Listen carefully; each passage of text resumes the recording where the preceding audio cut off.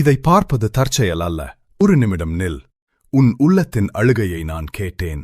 கை நழுவி போன ஆசீர்வாதங்களையும் வீணாகி போன வருடங்களையும் நினைத்து நீ வேதனைப்படுகிறாயா? அப்படியென்றால் இது உனக்கான என் வாக்குத்தத்தம்.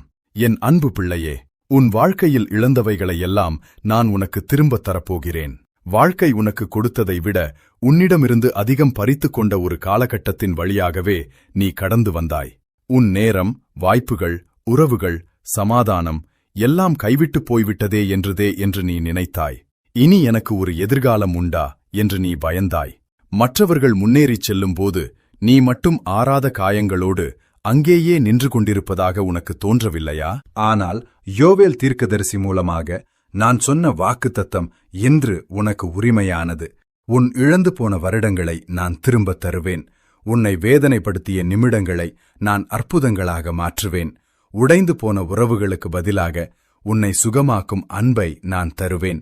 மரித்துப் போனது என்று நீ நினைத்த உன் கனவுகளுக்கு நான் உயிர் கொடுப்பேன்.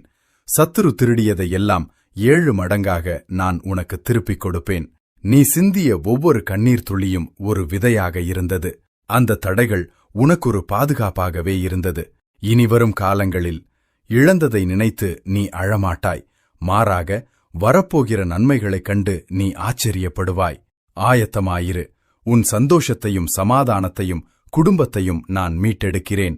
இது பழைய நிலைக்கு திரும்புவதல்ல, இது ஒரு தெய்வீக எழுப்புதல். ஆமென்.